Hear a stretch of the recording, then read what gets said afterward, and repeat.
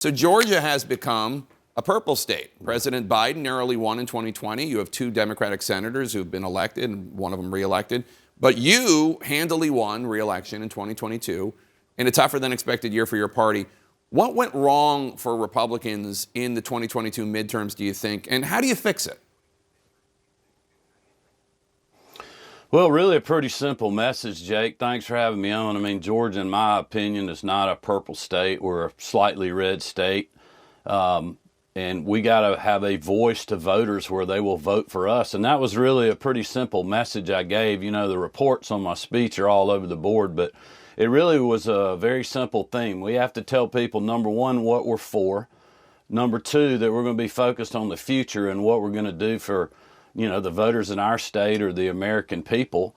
And then number three, we have to do a simple thing. We have to win. I mean, if we don't have, you know, if we don't win the White House, you can't govern, you can't make a lot of the decisions that, you know, we are seeing been made right now in Washington, D.C. that has Joe Biden's approvals ratings, you know, at 40% or below in the state of Georgia. So it's a pretty simple message for those that are running.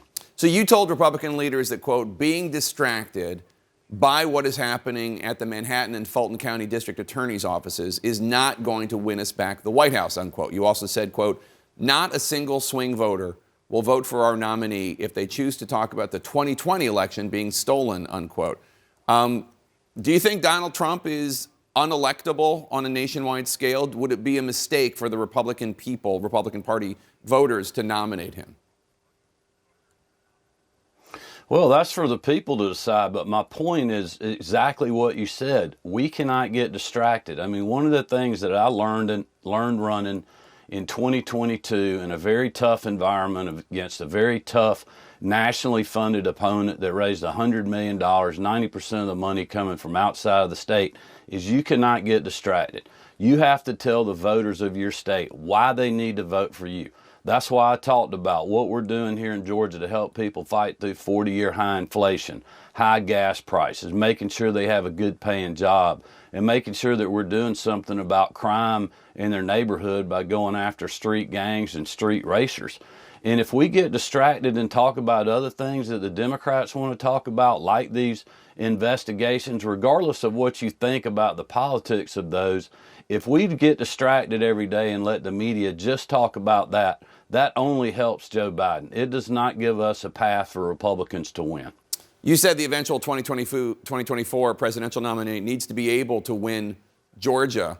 Not only has Donald Trump lost Georgia, a lot of his handpicked candidates, including David Perdue, including Herschel Walker, lost Georgia.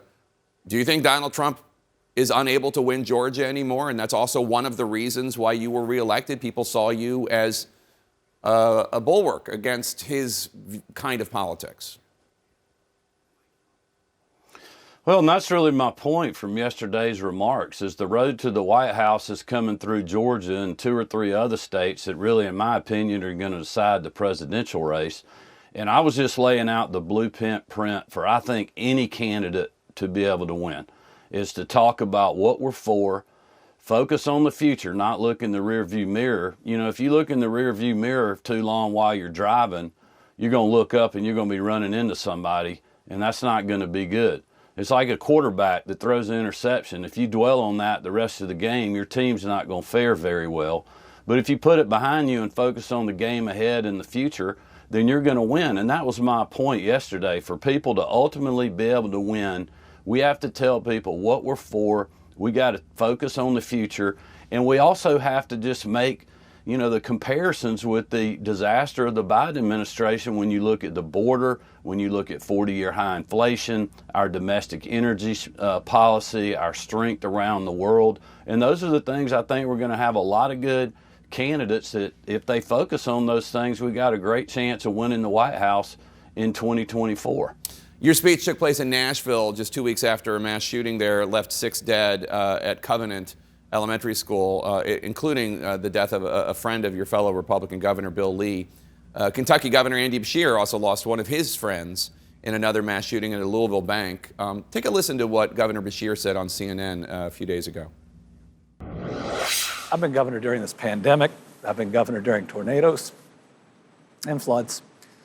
and negative 45-degree wind chills and everything else. And we've lost a lot of people during those, but calling your friend's wife, who is also your friend, to tell her that her husband is gone is amongst the hardest things I have ever done. Governors Beshear and Lee are both now calling for what's essentially a red flag law, which would allow police to take guns out of the hands of individuals who have been adjudicated to be at risk to themselves or to others, potentially, temporarily take away their firearms. There's a conservative sheriff in Florida who says that it's a very effective tool. Would you support something like that in Georgia? Well, Jake, first of all, my thoughts and prayers certainly go out to the people of Kentucky and Tennessee. And, you know, I've been a governor during those times too, where we've lost a lot of people. I've had to visit a state patrol officer that was shot by somebody that was illegally in a forest protester. You know, you saw those officers being assaulted when they were going in, true heroes, and we certainly appreciate what they do. And that's why, you know, every state's going to have these debates. I will tell you, in Georgia, thankfully, we have been ahead of the curve on a lot of these issues. When you think about school security, we did school security grants to every school in the state. Shortly after I was elected in 2019, I proposed another round of that this year before both of these shootings of $50,000. So that is an issue we have to continue to work on. But also I'm proud of the fact that last year in the Georgia General Assembly, the late great Speaker David Ralston and I and the rest of the General Assembly passed a massive mental health bill to continue to work on these issues. There are no easy solutions, and these are things that governors and legislators are going to have to continue to focus on. But I'm also going to continue to focus on going after really bad people that, you know, quite honestly doesn't get the play that a mass shooting does, that are shooting up our streets and our people every single day, as well as our neighborhoods. And so these are issues we have to continue to dig in on.